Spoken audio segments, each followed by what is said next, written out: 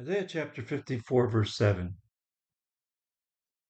For a brief moment I deserted you, but with great compassion I will gather you. Many years ago, we used to vacation at the Jersey Shore, and these were some of the most relaxing of our summer vacations. However, like most vacations, they were not without some interesting experiences. One hot summer day, we were all sitting out on the beach. The beach was crowded that day with very little empty beach space. And while we were sitting there relaxing in the sun, my 2-year-old daughter decided to take a stroll down the beach. We told her to stay with us, but she took off walking anyway, kind of defiantly. And as a father, I was quite concerned about her, so I got up and tagged along. However, I followed her at a distance, never letting her out of my sight. I was always close enough to rescue her if needed. She actually walked a lot further than I thought she would, some 300 to 400 yards or so. And when she stopped and looked around, she did not see me. And seeing only people that she did not know, she became frightened. She believed that she was lost and abandoned.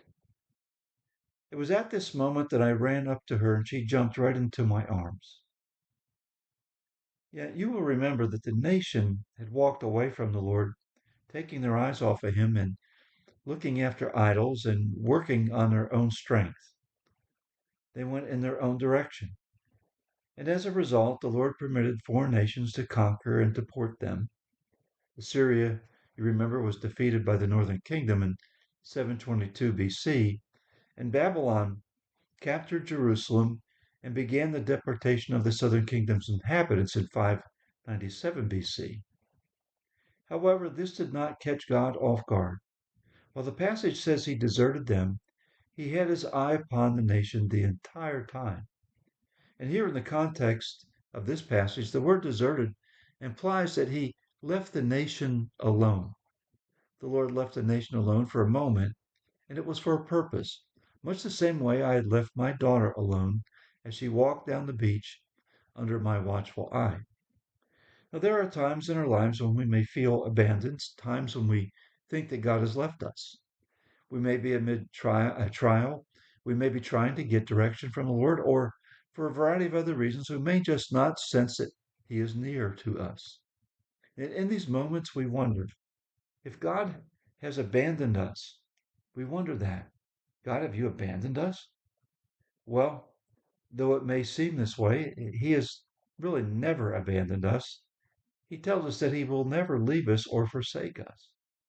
In these moments, it is our perception that is all. The Lord is always near. We just cannot see him. Remember that the Lord has a purpose for us even in these feelings of abandonment.